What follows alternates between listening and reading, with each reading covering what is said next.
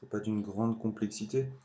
Enfin, encore une fois, l'important c'est de comprendre le cours, hein, pour résoudre cet exercice.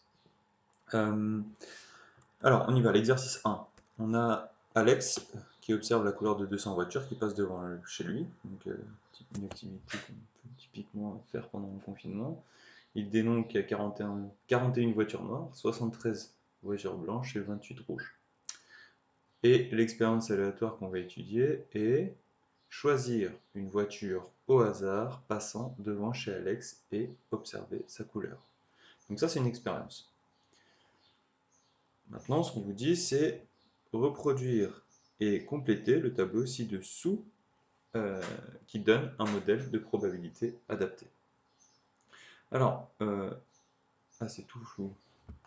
Ouais, ça doit être la connexion.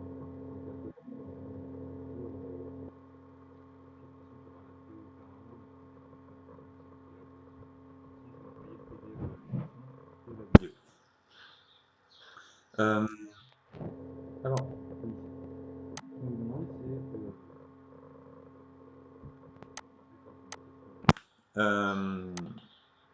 ce qu'on vous demande ici, c'est de déterminer la probabilité, dans un premier temps, que Alex voit une voiture noire passer devant sa fenêtre.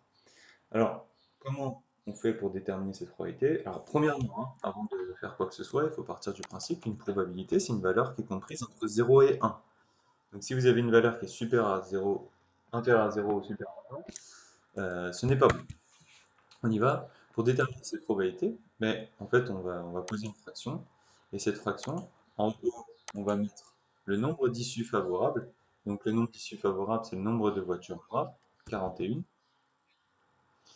Et le nombre de voitures qu'il y a au total, c'est 200. Donc, la probabilité qu'Alex aperçoit une voiture noire, la probabilité elle est de 41 sur 200. Et le raisonnement est le même pour le reste. Une voiture blanche, on comptabilise le nombre de voitures blanches, il y en a 73 sur le nombre de voitures totales. Voilà, 200. Après, on va continuer avec les rouges. Bon, tout a été fait, hein. On a déjà les valeurs. En gros, il fallait juste bien faire attention aux valeurs. Après, on a 41, on a 200 voitures au total. Lui, il a référencé que 3 couleurs. Donc, autre, ça va être toutes les autres couleurs. Donc, ce qu'on va faire pour calculer cette probabilité, on va dénombrer le nombre de voitures qui ont une autre couleur. Donc, on va juste faire la somme de toutes les voitures qu'on a rentrées là pour le moment. On avait 41 plus 73 plus 28. Donc, ça fait 142. Donc, au final, ici, la fraction, ça va être quoi? Ça va être 200 moins 142. C'est les voitures restantes, hein. 200 moins 142 divisé par 200.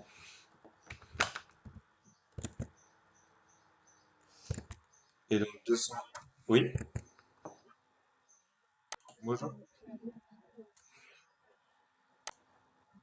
Vous m'entendez pas bien? Ça, ça coupe? Bon. Bah, au pire des cas, vous visionnerez la vidéo. Si ça revient pas, bah, coupez, ne cassez pas la tête, hein. Je mettrai de toute façon la vidéo en ligne. Donc voilà. Si vous m'entendez, bah, profitez-en pour poser des questions. Sinon, vous vous contenterez de la vidéo et vous m'enverrez des questions par écrit au pire. Donc, la probabilité de tomber sur une autre voiture, elle est de 58 sur 200. Maintenant, comment on peut vérifier si tout ce qu'on vient de faire est correct? Donc, c'est pas demandé, hein, mais je le fais juste pour bien comprendre ce qu'est une loi de probabilité. Euh, cette situation, ou plutôt cette expérience, oui.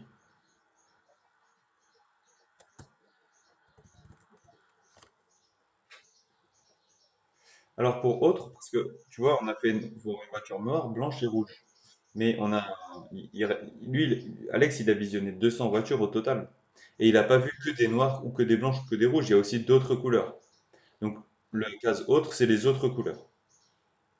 Et les voitures d'une autre couleur, bah, c'est les 200 voitures moins les voitures noires, les voitures blanches ou les voitures rouges.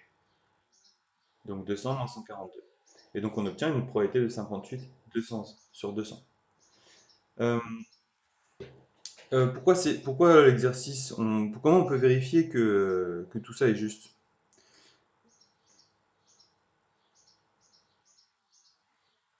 Oui, bon, très bien. Les vérifications. On additionne toutes les probabilités et qu'est-ce qu'on devrait avoir? En additionnant toutes les probabilités, on devrait obtenir une valeur. Oh mince. Voilà, on va obtenir 200 sur 200. On additionne toutes les probabilités. Oh, je vais pas écrire le calcul parce que ça va être un peu hasardeux. On additionne toutes les probabilités et on obtient 200 sur 200. Et ce qui est plutôt rassurant puisque 200 sur 200, ça fait bien 1. 200 sur 200. Voilà. Et ça, c'est égal à 1. Voilà. Donc ça, c'était pour le petit encadré du cours où on disait qu'une note probabilité est vraie si la somme des probabilités de toutes les issues est égale à 1. Exercice 2. Nine, Anis et Antoine ont chacun un sac contenant des billes. Chacun tire au hasard une bille de son sac. Le contenu des sacs est le suivant. Sac de Nine, 5 billes.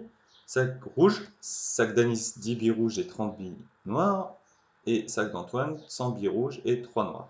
Laquelle de ces personnes a la probabilité la plus grande de tirer une bille rouge? Bon, voilà, on est encore dans une situation d'équiprobabilité. Donc, euh, notons grand A, l'événement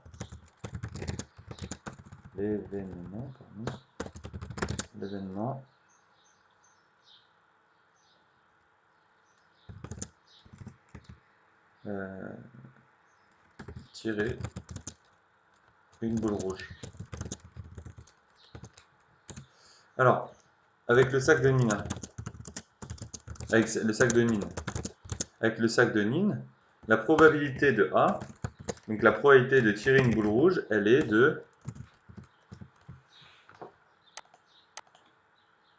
nombre d'issues favorables, donc 5 billes rouges sur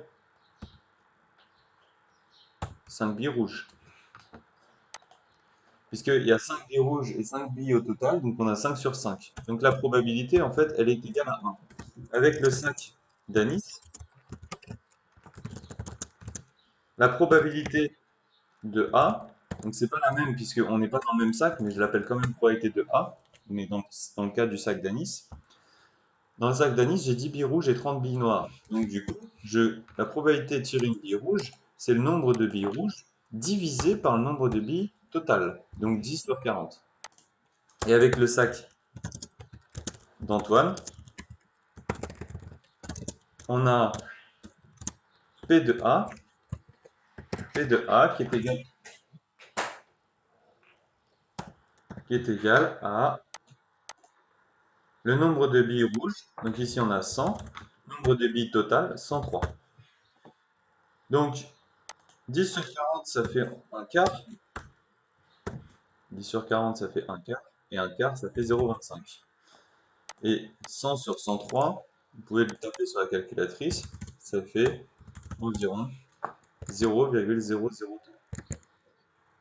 Pardon, non, non, non. 100 divisé par 103, ça fait environ 0,97.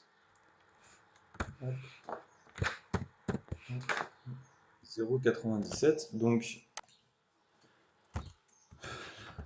quelle est la probabilité la plus grande de tirer une bille rouge? Bah, c'est dans le sac de Nîmes. Avec le sac de Nîmes, on a 100% de chance de tirer une boule rouge. Ce qui est normal en fait, puisque son sac contient que des boules rouges, donc forcément elle va tomber sur une boule rouge. Donc c'est elle qui a la plus grande probabilité de tirer une boule rouge, tout simplement. On souhaite que Nîmes ait la même probabilité qu'Anis de tirer une bille rouge. Combien de billes faut-il ajouter pour cela dans le sac de Nîmes? Alors, la question est, on veut exactement la même culpabilité. Alors attendez, je vais juste couper la vidéo parce que sinon j'arriverai pas à la mettre sur YouTube. Je vais la relancer.